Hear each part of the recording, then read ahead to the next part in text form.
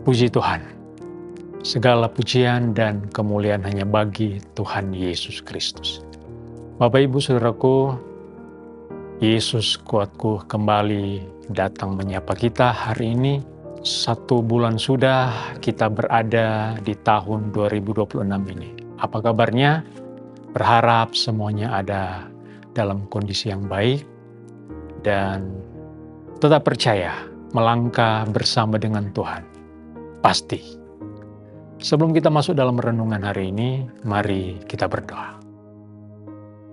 Bapa, dalam nama Yesus Kristus yang kami permuliakan, bersyukur untuk hari ini, semuanya karena kasih karunia Tuhan saja. 1 bulan sudah kami boleh menginjakkan kaki di 2026. Semuanya oleh karena kemurahan Tuhan. Dan hari ini ya Tuhan, kembali kami akan merenungkan firman. Biarlah renungan firman Tuhan memberikan kami kekuatan, semangat, sukacita. Iman kami selalu diteguhkan. Terpuji namamu Tuhan, kami buka hati untuk firman. Di dalam nama Tuhan Yesus Kristus. Haleluya. Amin. Kita akan membaca 2 ayat di dalam kitab Kejadian pasalnya yang ke-11 ayat 4 dan 9. Firman Tuhan hari ini mengangkat tema sebab akibat. Kejadian pasal 11 ayat 4 dan 9 berbunyi demikian. Juga kata mereka, marilah kita dirikan bagi kita sebuah kota dengan sebuah menara yang puncaknya sampai ke langit. Dan marilah kita cari nama, supaya kita jangan terserak ke seluruh bumi. Ayat 9. Itulah sebabnya sampai sekarang nama kota itu disebut Babel, karena disitulah dikacau balaukan Tuhan bahasa seluruh bumi, dan dari situlah mereka diserahkan Tuhan ke seluruh bumi. Ini merupakan generasi setelah air bah.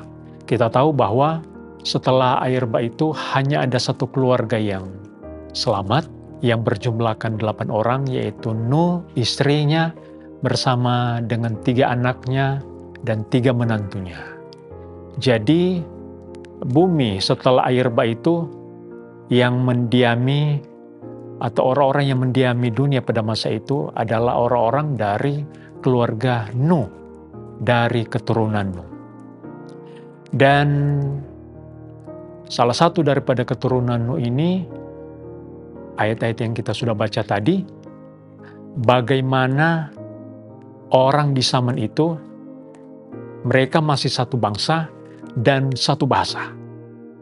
Jadi di masa itu, di mana orang-orang ini membangun kota dan mendirikan menara, ini masih merupakan satu bangsa dan satu bahasa.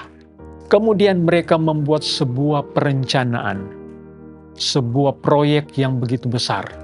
Dan ada 4 poin penting proyek yang rencana yang mereka sudah rencanakan sejak awal.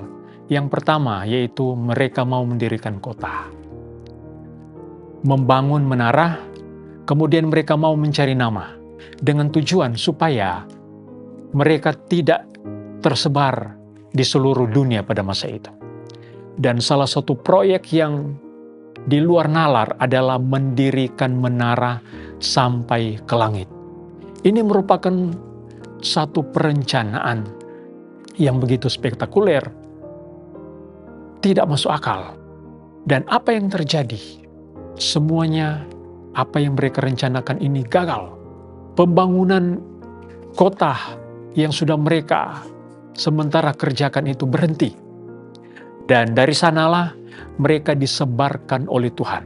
Karena kata firman Tuhan, waktu mereka sementara membangun, Tuhan mengacaukan bahasa mereka. Bapak Ibu yang dikasih oleh Tuhan, dari kisah ini, peristiwa orang-orang pada zaman itu yang hendak mendirikan kota, mendirikan menara sampai ke langit, dan mereka hendak mencari nama. Apa yang terjadi?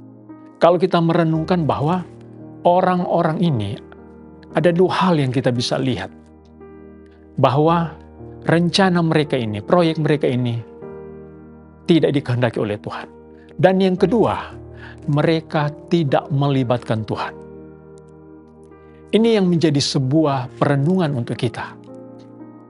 Bahwa apa yang mereka lakukan orang-orang di zaman itu, mereka tidak melibatkan Tuhan dan rencana mereka itu tidak sesuai dengan kehendak Tuhan.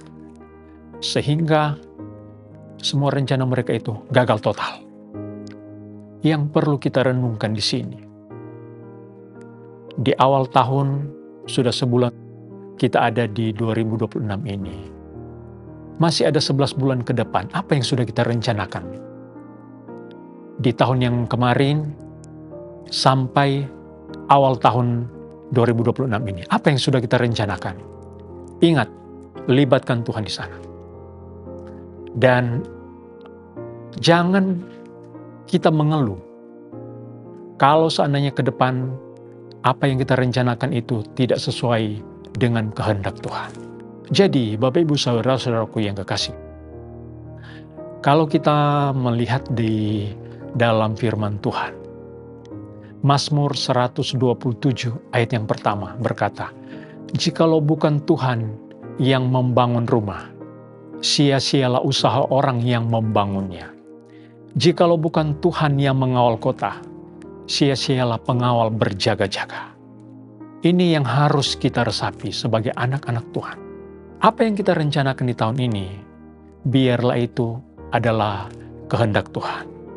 Dan kalau kita merencanakan sesuatu, membangun sesuatu, ada proyek yang akan kita jalankan di tahun ini, libatkan Tuhan, utamakan Tuhan. Firman Tuhan berkata, diberkatilah orang yang mengandalkan Tuhan. Sebaliknya, orang yang tidak mengandalkan Tuhan atau mengandalkan manusia, kata firman Tuhan, itu terkutuk. Terkutuklah orang yang mengandalkan manusia, yang mengandalkan kekuatannya sendiri. Tetapi diberkatilah orang yang mengandalkan Tuhan.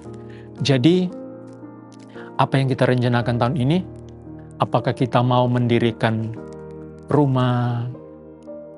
Apa kita mau mendirikan perusahaan? Membangun usaha sendiri? Libatkan Tuhan.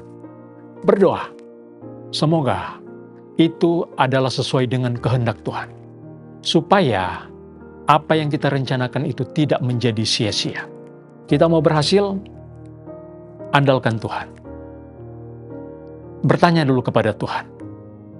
Libatkan Tuhan di sana. Maka segala cita-cita, rencana kita, apa yang menjadi keinginan hati kita, sesuai dengan kehendak Tuhan.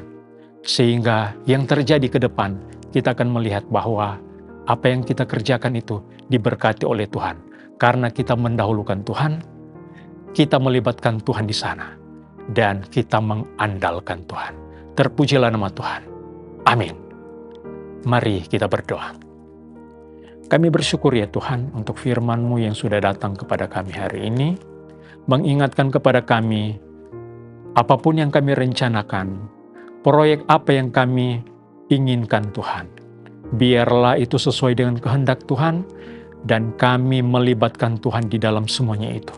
Tolong kami, hidup kami senantiasa mengandalkan Tuhan, bukan mengandalkan kekuatan kami, kepandaian kami, tetapi kami senantiasa memandang hanya kepada Tuhan, satu-satunya kekuatan pengharapan kami. Terima kasih untuk firman-Mu. Berkati jemaat Tuhan di sepanjang hari ini. Biarlah segala aktivitas, pekerjaan, usaha, bisnis, pendidikan mereka diberkati Tuhan senantiasa. Terpuji nama Tuhan, kekuatan kesehatan kami miliki berasal dari Tuhan semuanya. Mengucap syukur kami sudah terima renungan firman-Mu ini. Dalam nama Tuhan Yesus Kristus. Haleluya. Amin. Bersama Yesus, aku kuat.